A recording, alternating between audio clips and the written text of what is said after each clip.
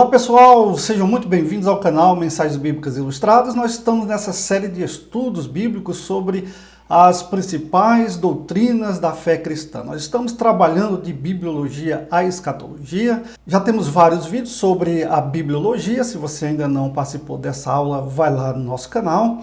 E agora nós estamos falando sobre teontologia, que é a doutrina sobre o ser de Deus. Nós estamos falando agora sobre o Deus que vai ser nos apresentado pelas Sagradas Escrituras como Deus triuno, Pai, Filho e Espírito Santo. Nós vamos ver também características peculiares de Deus que nós chamamos de atributos comunicáveis, os incomunicáveis, dentre outros assuntos mais tão importantes para a nossa caminhada cristã. Se você ainda não é um inscrito, se inscreva, deixe o seu like, compartilhe, faça um comentário, uma pergunta, caso tenha alguma dúvida, eu vou ter o maior prazer em responder. Então vamos lá, o nosso tema, como sabemos que Deus existe, e nesse segundo tópico, o primeiro está lá no vídeo anterior, se você não participou daquela aula, volta lá. Nós acreditamos na evidência encontrada na Bíblia e na natureza. Como eu falei inicialmente, que nós temos evidências, nós temos rastros deixados por Deus em toda a criação, né? Na natureza, no homem, principalmente na Bíblia. É na Bíblia que nós vamos conhecer as peculiaridades desse Deus. Nós vamos conhecer sobre sua natureza, nós vamos conhecer sobre sua essência, nós vamos falar sobre suas qualidades, que chamamos de atributos, é o que nós vamos estar estudando mais adiante. Agora, vamos ver as evidências que nós encontramos da existência de Deus nas Sagradas Escrituras. Olha, a primeira coisa que a Bíblia declara, a existência de Deus sem tentar prová-la. Isso é interessante. Na Bíblia, em lugar nenhum, você vai encontrar autores tentando provar a existência de Deus. Não, eles simplesmente pressupõem a existência desse Deus. Gênesis capítulo 1:1 que diz assim: no princípio, Deus criou os céus e a terra. Veja, o autor já está pressupondo a existência de Deus. O que eu posso dizer é que a Bíblia é este manual que vai detalhar acerca da existência desse Deus, das qualidades desse Deus e como nós podemos nos relacionar com Ele.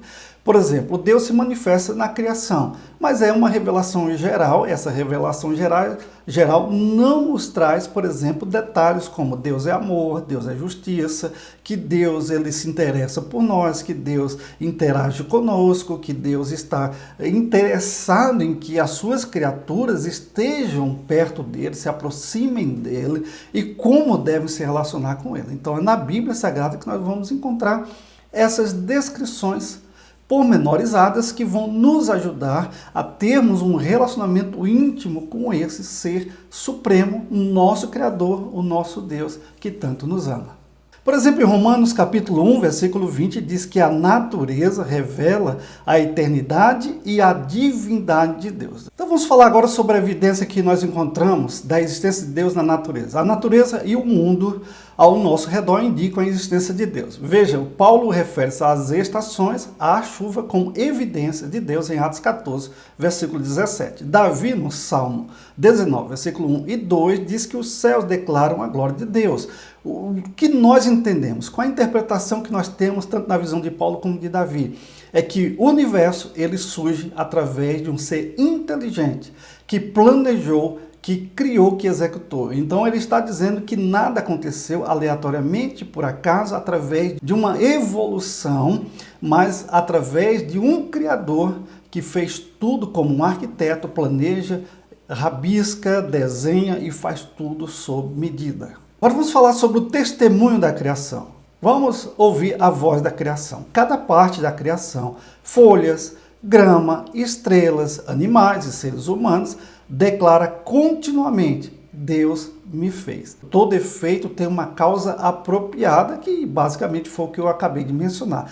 O fato de o homem ser uma pessoa e ser moral exige prova que Deus existe.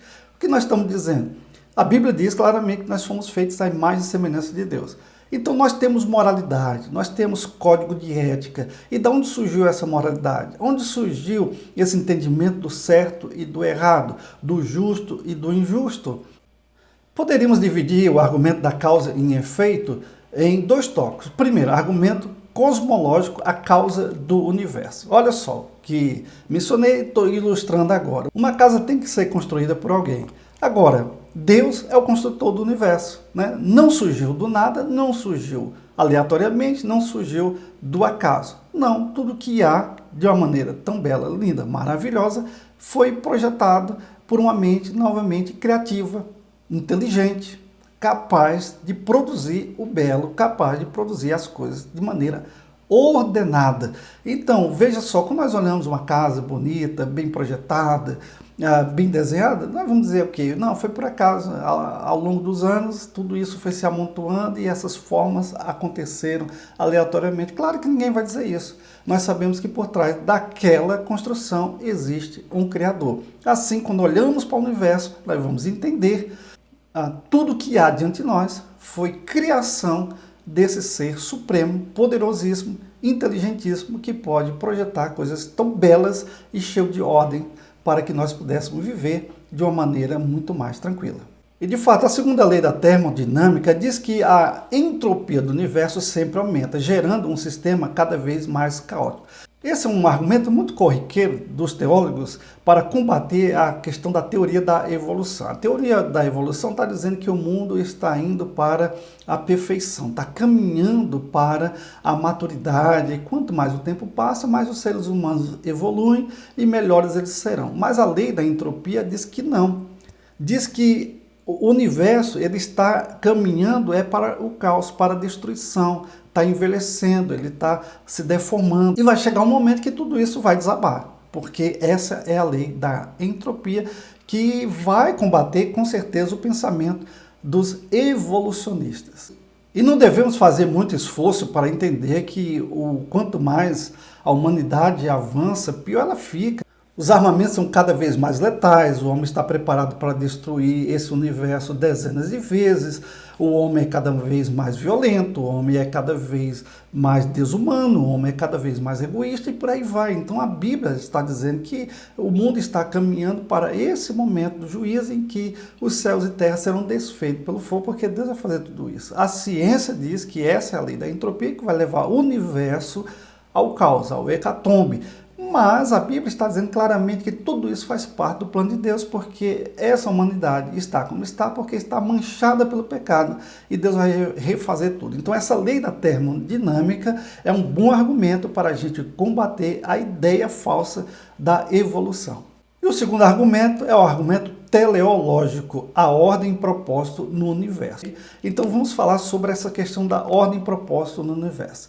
A ordem e propósito no sistema implicam inteligência e propósito na sua causa, né? Nós falamos das estações, Paulo menciona isso lá no seu argumento, lá em Romanos, e é claro, evidente que nós estamos entendendo que nada disso aí é aleatório, é por acaso, aconteceu por si só. Não, demanda ordem porque existe alguém que tem ordem, que planeja as coisas como elas são. E claro, nós sabemos que há assombrosa ordem e propósito no universo, disso ninguém tem dúvida, não há como se questionar essa verdade. Incontestável ela é.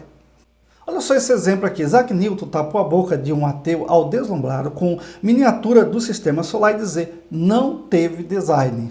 Ele foi bem irônico aqui, claramente, dizendo assim, poxa, você olha para o universo tão lindo, belo, cheio de ordem e vai dizer que tudo aconteceu por acaso?